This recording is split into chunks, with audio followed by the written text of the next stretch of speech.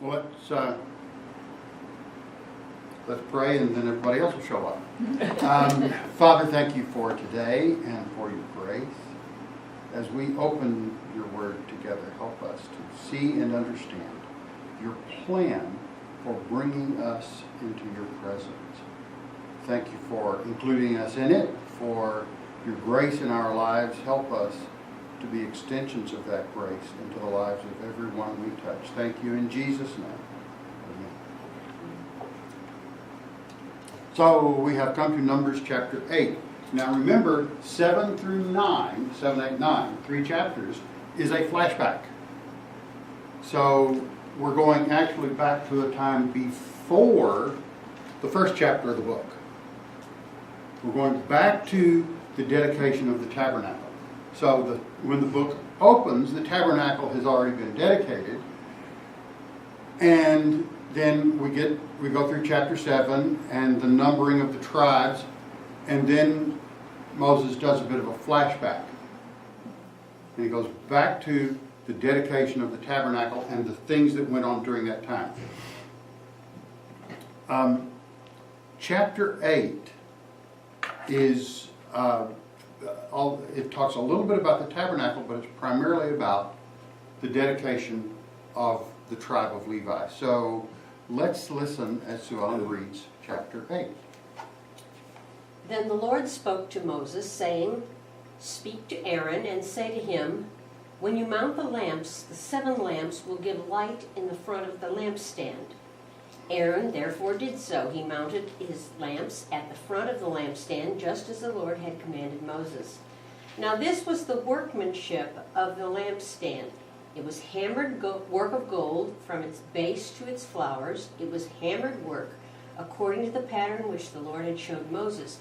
So he made the lampstand.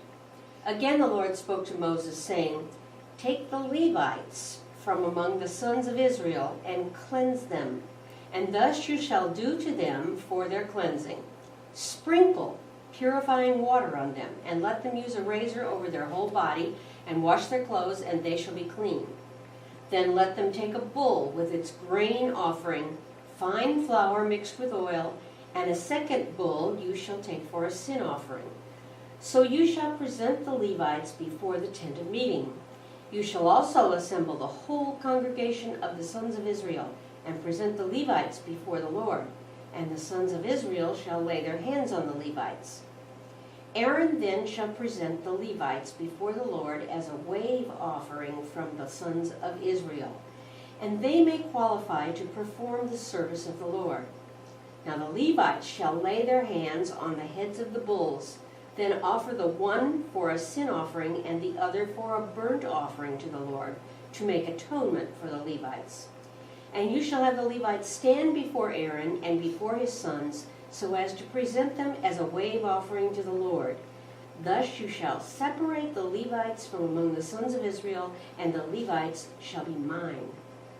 Then after that the Levites may go in to serve the tent of meeting, but you shall cleanse them and present them as a wave offering, for they are wholly given to me from among the sons of Israel. I have taken them for myself instead of every first issue of the womb, the firstborn of all the sons of Israel. For every firstborn among the sons of Israel is mine, among the men and among the animals. On the day that I struck down all the firstborn in the land of Egypt, I sanctified them for myself. But I have taken the Levites instead of every firstborn among the sons of Israel, and I have given the Levites as a gift to Aaron and to his sons from among the sons of the sons of Israel, to perform the service of the sons of Israel at the tent of meeting, and so to make atonement on behalf of the sons of Israel, that there may be no plague among the sons of Israel by their coming near to the sanctuary.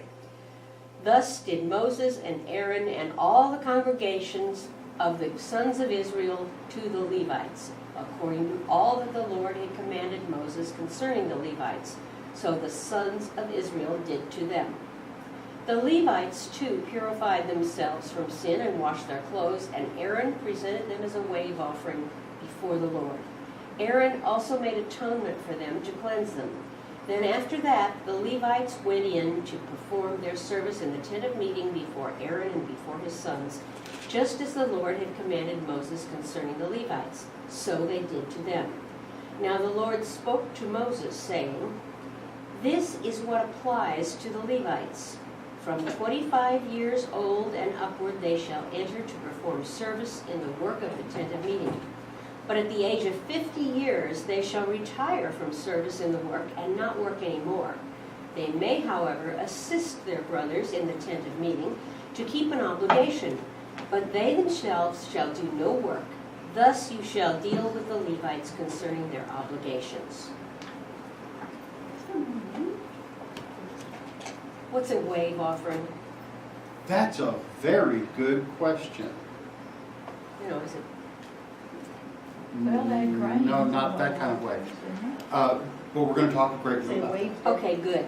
So, but the first thing I want to point out is, in the first couple of verses, the Lord spoke to Moses, "Speak to Aaron and tell him, when you set up the lamps, the 7 lamps are to give light in front of the lampstand."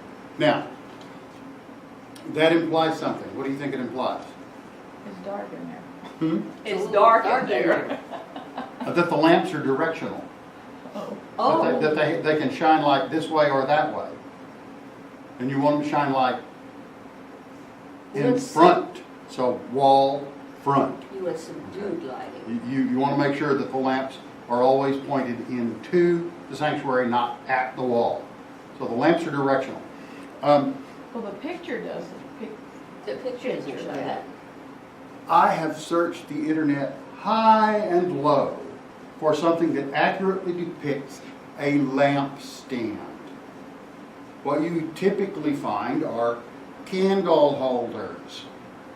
When people, and if you've listened to Bill Fearbach, you've learned this about lamps. In the King James, where it says lamp, the King James has candle. And a lot of translations just carried that forward. And the reason is, that about the time the King James translation was done, people had stopped using candles, or lamps so much, oil lamps, and had started using candles more. So candle equal lamp in their minds. Well, now, of course, in our frame, from our point of view, candle does not equal lamp. So we need to be careful to use the right word, and it's a lampstand. As a matter of fact, you will find some translations that call it a candlestick. It's not a candlestick, it's a lamp stand. So are we talking about one of those kind of like a genie lamp that has a oil? That's what I'm thing? picturing, yeah. I'm picturing the I the ones in funeral homes, so the lights are against the walls. No. Oh, those are sconces. Yeah, those are sconces. Yeah, not lamps. Okay. But Bill They're brought the directional. lamp. Yeah. they're directional, they're just the wrong direction. Bill brought that. Yeah, that Bill little had lamp. the little clay lamp. Yeah. Now the lamps for this lampstand were all of beaten gold. But you have a bunch of pieces. You have 7 lamps and 1 lampstand with 7 branches. Actually 1 stem and 6 branches. Okay, so we see it here. And if you look closely, this one actually kind of gets it right. But you would have, like those little, like you said, genie lamps, that sort of thing, only smaller probably, beaten out of a single piece of gold. If you can imagine the workmanship to take just take this little lump of gold and beat it so that it's a lamp with an opening to pour in the oil and a place for the wick to come out. So that's what's that's looking like, to So- me at least, So at this the top. Yeah.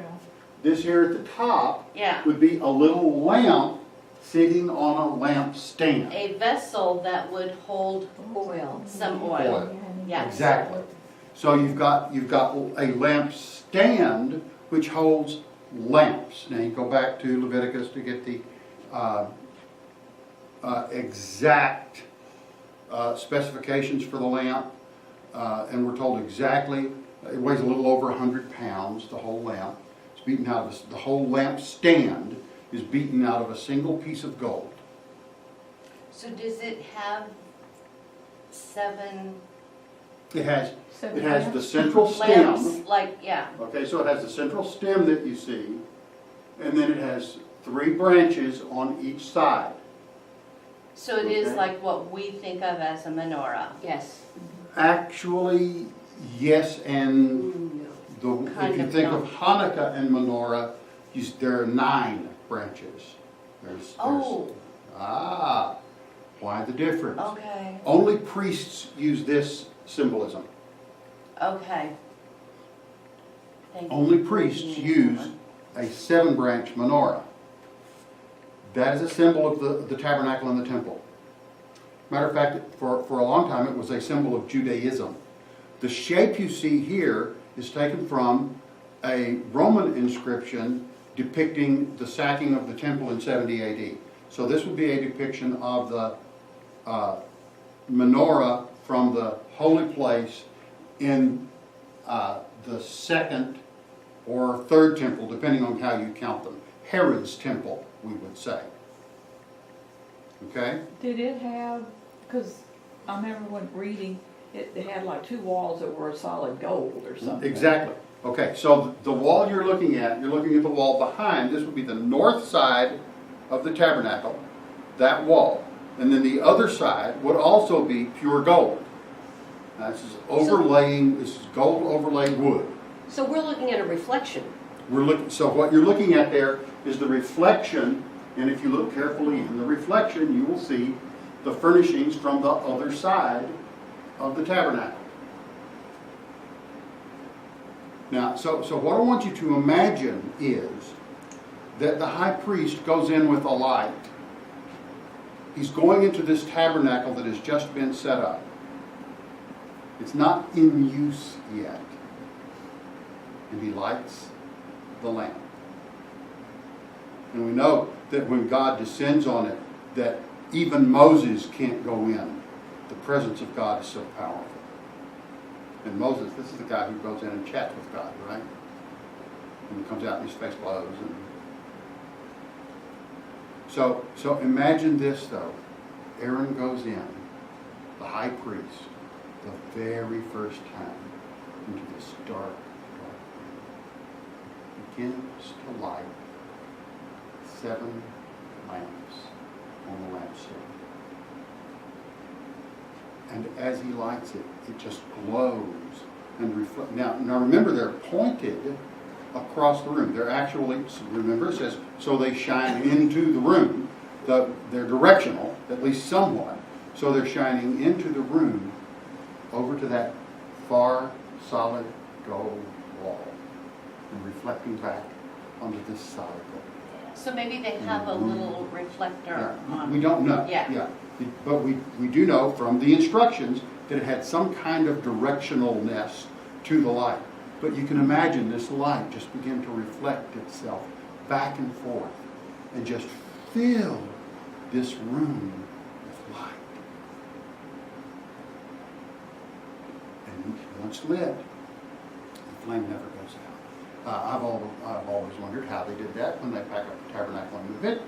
But obviously the priest would have to keep a flame from the lampstand so that when the tabernacle is set up again, he could relight the lamps from that flame. Because the flame Kind is of an never go out. Olympic torch. That's what type I was thing. thinking Yeah. too, yes. Yeah, the priest kind of walking out there with a torch, have somebody to pass it off to when his arm gets tired. Okay. Like the Olympic torch. Kind of like that, I guess. Only it's like guy carrying a torch. Okay, God, we're going to camp. And if it's we may march Are for we there a day, yet? a day, a month, a year. I'm just carrying this torch, God, and I got How to carry it heavy's the until we torch? camp. Yeah, We How got heavy's the torch? I'm sure it's heavy. Well, we don't even know We it don't was a even know torch. that- yeah. Maybe he's got yet another little lamp, but he just keeps adding oil to it. Well, I have another question. Hey Sam, I'm running a little low. Could you get me some consecrated oil? Yeah, the right kind, yeah. Oh my goodness. Okay, a real question. It says men and children. It never says women. Are women ever included with the men word? Why would we do that? Huh? Why would we do that? Where are Well, you sleeping probably tonight? wouldn't. Okay, I mean, really, was it because Eve sinned and did we all get cursed on that one? no. No, remember, what we're organizing here is a military camp. Oh, so we have to have our commanders.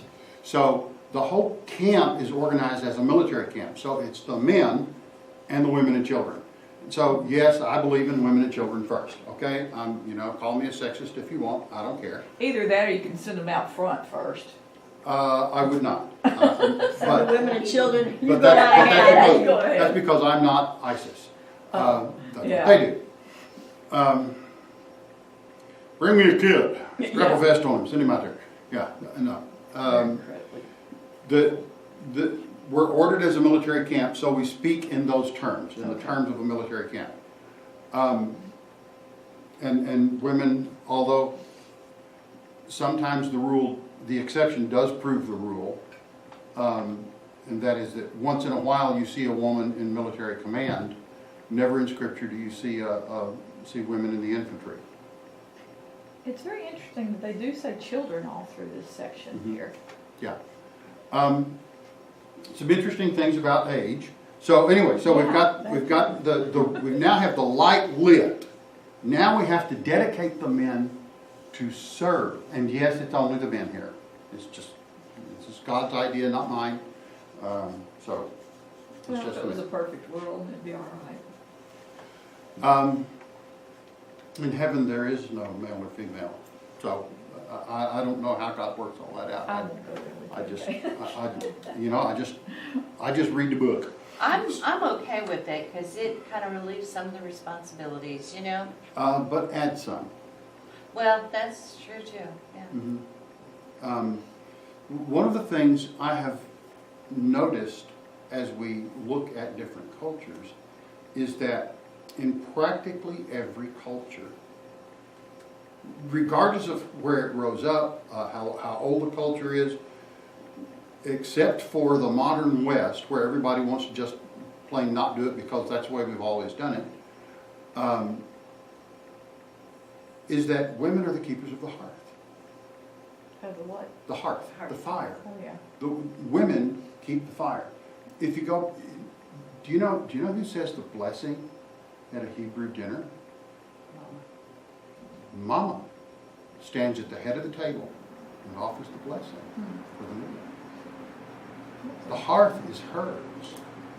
And in a way, it's like she is what defines the family, and the man is excuse the word merely, but merely there to protect that. So man is the defender of all of that. But He's the hunter-gatherer too, though, right? well, women can gather, and in Okay. some cultures even hunt. But when it comes to the hearth, men are the warriors, women are the hearth keepers. In practically every culture you find anywhere on the planet, there are rare partial exceptions to that. But in my experience, even in the ones that have some exceptions to that, it's still primarily women are keepers of the hearth. But anyway, that's just an observation. It's not a judgment in one way or another, just an observation. So, interesting thing in verse 7. So let's go back to the beginning and catch up. Verses 1 and 2 talk about the lampstand. Aaron did so. Verse 3, he set up the lamps to face toward the front of the lampstand as the Lord commanded Moses. And then it gives a very brief description of how the lampstand is made. And notice the distinction, lamps and lampstand. We talk about lamps, we talk about the lampstand. They are not the same thing. It's not one piece. There are 7 separate individual lamps. Okay, and then in verse 5, the Lord spoke to Moses, take the Levites from among the Israelites and purify them. So we have an interesting purification ritual here.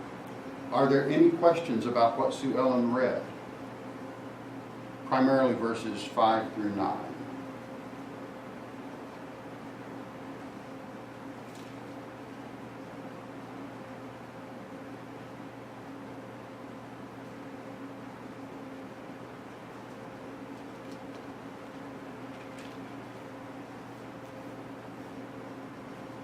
Questions? Well, there's a grain offering, and then there's Okay. a sin offering. So, I've I forgotten. haven't gotten the one question I really anticipated. That's not? What is the water of purification? Well, Sprinkle purifying water on them. and my version says sprinkle the water of cleansing on them. Is that like baptism? What is it? No, it's sprinkling. Sprinkle. What is it? You mean where did it come from?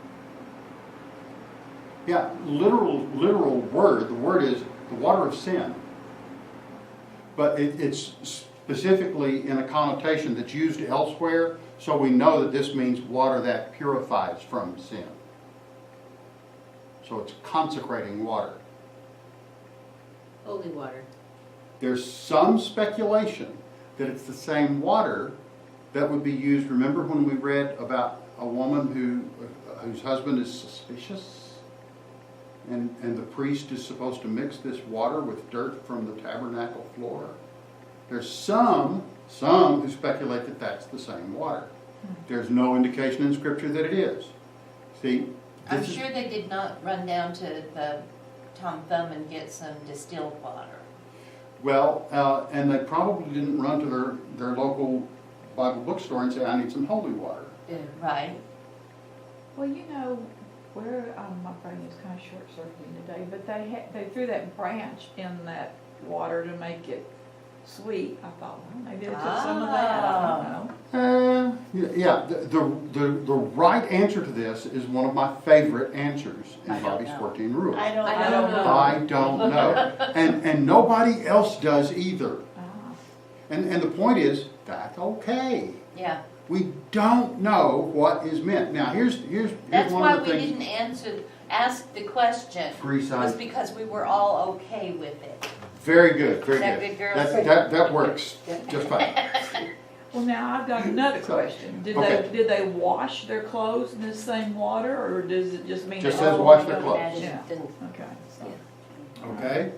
Another interesting thing happens in these few verses.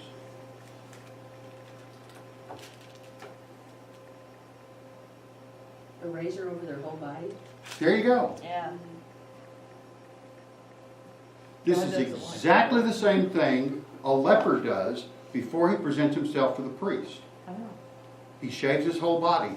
Now, in the case of a leper, it's to prove there's no blemish anywhere on his body. So head, face, You mean after he's supposedly cured of it? legs, after he's supposedly cured, in order to present himself before the priest to to get demonstrate his accepted purity. back in. And In order to get back in, exactly. So the Levites are doing the same thing. Now, this is the only time it's done.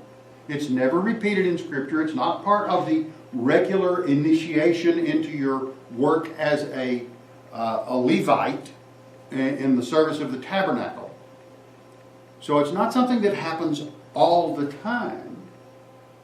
It happens only this once.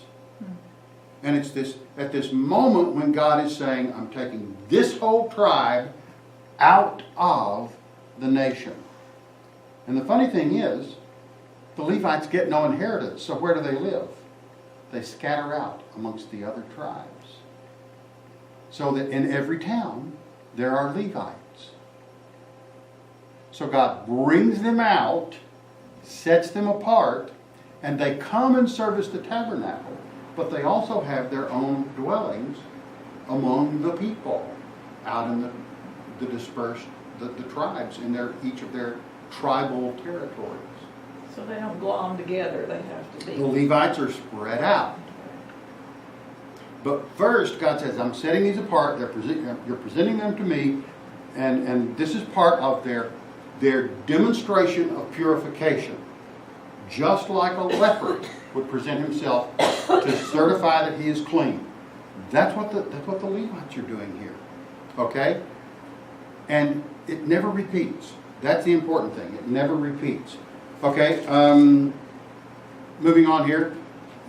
We have, if we go back a little bit, we find in chapter 4 an actual numbering of the Levites. who are within the age to serve. Now, there's an interesting thing here that nobody caught, and that's because it's been a few weeks since we read chapter 4. Yeah, it says 30, age 30. Bingo! So they only Why serve the 20 difference? years. So this is another one of those things where in chapter 4 it says 30 to 50. In chapter 8 it says 25 to 50. What's the difference? And people go nuts. In the Masoretic text, the ancient Hebrew translations, they just changed the number to 30. Because, well, that must be what they meant. Well, what if it isn't what they meant? What if God meant exactly what he said? It's just two different numbers. And this is another one of those places where we say, I can't say with any certainty why the numbers are different, but the numbers are different. So what reasonable explanation would I bring to that? Well, one comes to my mind, 5-year apprenticeship. So at 25, you can enter into service, but you're not allowed to touch the holy stuff yet. You're not allowed to do the really important things. You're going to follow around an experienced Levite from whatever tribe you're from, Gershon, Kohan, or Merari. And you're going to follow around the one to whom you are apprenticed, and you're going to learn all the things he's supposed to do. You're going to learn how to pick up your piece of the tent, load it on a cart.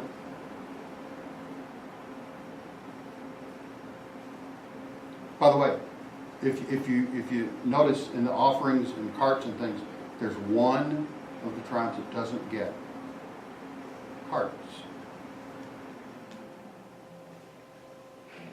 That's the Kohathites. Because they carry the holy things. And the holy things can't be put on carts. They carry them on their shoulders. Men carry the holy things, animal stuff. But anyway, just this is an interesting set of numbers, just kind of for comparison. So we've got all of these Levites standing in front of the tabernacle in their arrays, their ranks and their files, and by their families, and all of these guys are standing out there. So just to give you an idea, there are 2,630 Gershonites, 2,750 Kohathites, 3,200 Merarites, and that's a total of 8,580 Levites between the ages of 30 and 50. Now, at this time, we may have included the guys from 20 to 25, or from 25 to 30, excuse me. So maybe a few more. Just for comparison, the auditorium at Prestonwood Baptist Church will hold 7,000 people. So we think that's a really big number, but when you put it in perspective, it's a number that we can certainly see as arrayed in front of the tabernacle between the camp of Israel and the gate of the tabernacle. Now they probably spread out a little wider, went a little deeper, but 8,000 to 10,000 men standing here before the tabernacle, and the entire congregation kind of in the rows between their tents, all filtering out all the way to the end of the camp. And remember the pictures of the camp that we've seen. So you can see this huge camp where all the people of Israel are focused right into the gate of the tabernacle. And before the gate are all the Levites who are of the age to be ordained for the service of the tabernacle. Now the other question was, so that now you got the picture in your mind of what this looks like, as this nation of about 2.5 million people is all focused on the central place in the middle of the camp. Okay? And so now we come to the wave offering. What's a wave offering? Okay. We talked about this when we were studying the tabernacle ritual. there's a certain kind of offering called a wave offering. So I bring an animal. I'm past the Day of Atonement. I've brought sacrifices for any known sin in my life. I'm in that restored relationship, that communal relationship with God, and now I am able at this point to now bring something because I want to. Okay? Everything up to this point in my series of sacrifices at the tabernacle have been required. Things I was told I must do to get to the point that I can do.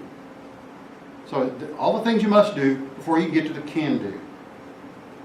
Now I'm at a point where I can present a fellowship offering to God. And that is where I'm going to bring an animal, and I'm going to, me and the priest are going to lay our hands on it. This animal's going to be sacrificed in the normal way. And the priest himself is going to cut the meat into its parts. The right shoulder, he is going to heave. It goes on the fire. That's God's piece. The rest of the animal, probably just the other shoulder, another part of the animal, he will then pick up and wave. That's the wave offering. And he's going to turn around and he's going to give me that meat.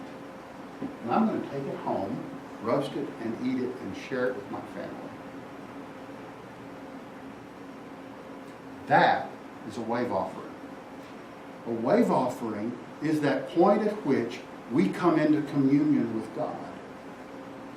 Now the priests are become the national wave offering. And this to me, this is the importance of the priests coming in and being set apart, being presented as a wave offering before God. And I got this picture in my head of 9,000 Levites standing before the tabernacle in unison. You think you were in a Pentecostal service? That'd be okay. Waving themselves before God. They are the wave offering. But now what's going to happen? What is going to happen? When Israel goes into the land, these Levites, who now camp very carefully right around the tabernacle, they're going to continue to multiply, and some of them will continue to serve in the tabernacle. But when they go into the land, these Levites are going to go back out into the people. They are the communal offering. They are the wave offering. They are out there. They're not in here. They're not bound to this place. They have been offered to God, accepted by Him, and now have to go out and serve the people. And it's almost like a communal meal between the nation and God. And so that's why they're called a wave offering. So, Jesus said, "And I, when I am lifted up from the earth, will draw all people to myself." Do I need to say any more? You see, Jesus is a wave offering too. He is lifted up from the earth. He is presented before God. And then Jesus himself says, "Take, eat. This is my body, which is given for you." Everything in the tabernacle. We tend to look at the Passover feast, that celebration, as a picture of Christ.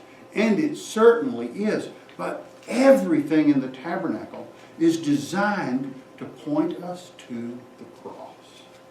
Everything. You would think that the Jews, of all people, that did this on a regular basis would get it. You would think that. But remember, we can choose blindness. So we can say, God, I think my way is better. And that's what most of humanity is going to choose. God's people have always been a minority, always will be. But most people will choose, God, I think I can do it better my way. Because to do it your way means I have to abandon my pride. I have to admit I can't do it. And so we choose our own way. We choose keeping a set of laws instead of communion with the Creator. Well, I guess the other thing is, if the Holy Spirit doesn't illuminate your spirit for the truth, you don't see it. True, but He promises He will illuminate your spirit. But isn't there some place where the Jews are is that during the end times where they're sort of blinded until Christ comes again? Well, the Jewish nation is currently blinded. Yeah. Jewish individuals. See, don't confuse the Jewish nation with individual people. Individual people have always come to faith, come to salvation in exactly the same way. Abraham did it, and as we're about to see, I'll jump to this. It's always been God's plan that we come to Him by faith. Yeah. Abel came by faith. Abraham came by faith. David came by faith. When he sins with Bathsheba, he doesn't say, restore my salvation. He says, restore to me the joy of my salvation. Because he'd messed up and he'd broken the link of communion, and that needed to be restored. Salvation has always been by grace through faith. Never has been any other way.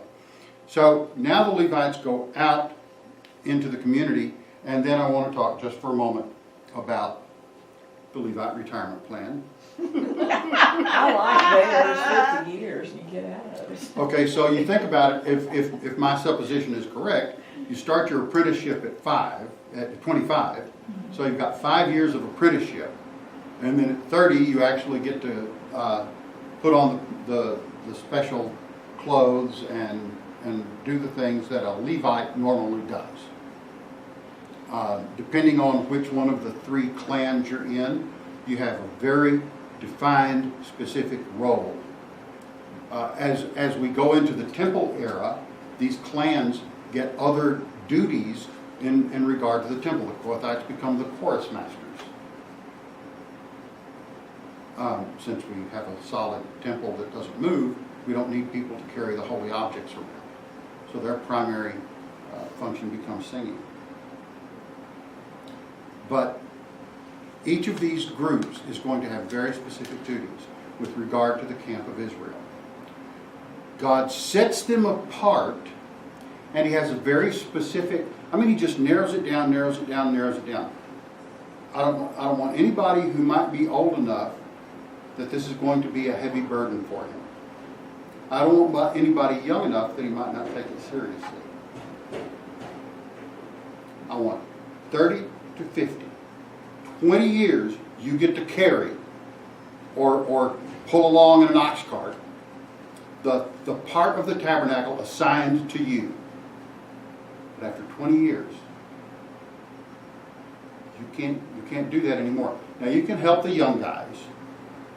He specifically says that you can provide assistance, but you can't do the work. You can't carry the load anymore.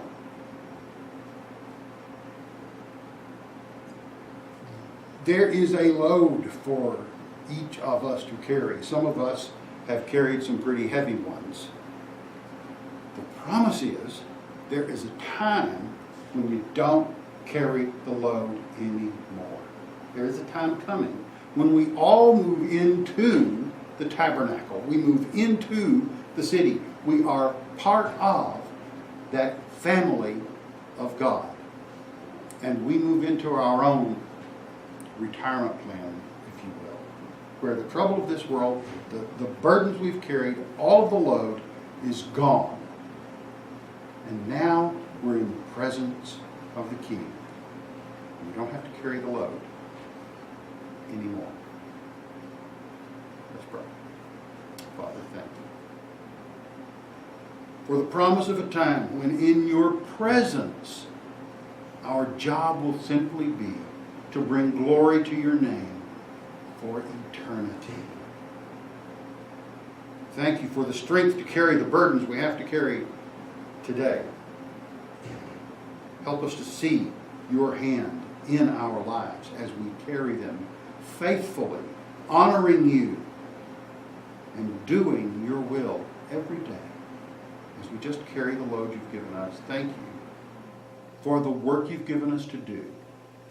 Help us to give it its real significance, kingdom work. Thank you in Jesus' name.